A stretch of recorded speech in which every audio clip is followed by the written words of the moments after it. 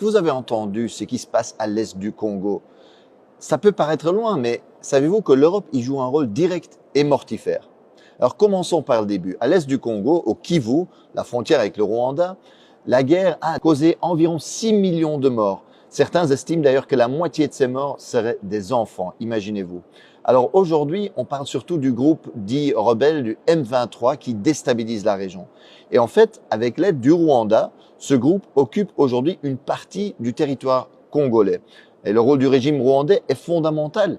Les Nations Unies ont constaté que le Rwanda ne livre pas seulement des armes ou de l'argent, mais a même des soldats sur place. Le secrétaire général des Nations Unies, Antonio Guterres, a d'ailleurs appelé le régime rwandais de Kagame à cesser de soutenir le M23 et à se retirer du territoire de la République démocratique du Congo.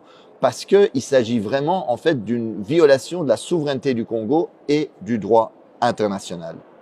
Et que va chercher le régime rwandais en République démocratique du Congo?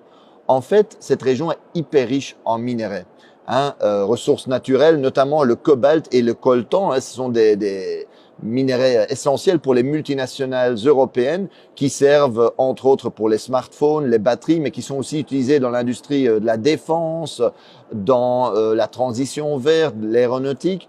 Et donc, le Kivu contient 60% des réserves mondiales de coltan à lui tout seul. Imaginez-vous l'importance stratégique de cette région.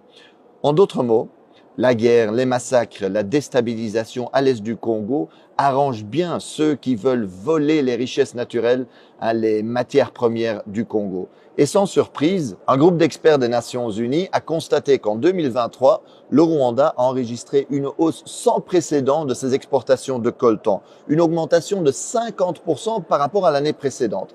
Et chaque mois, par exemple, le M23 fait passer en contrebande 150 tonnes de coltan de la localité congolaise de Rubaya, occupée par eux, vers le Rwanda. C'est un pillage sans équivalent. C'est vraiment incroyable. Et certains qui regardent la carte me demandent, mais Marc, comment est-ce possible qu'un pays relativement petit comme le Rwanda est capable de déstabiliser de manière si durable le Congo, qui est beaucoup plus grand? Le Congo, c'est presque 2/3 de l'Europe, c'est 4 fois la France, 80 fois le territoire de la Belgique.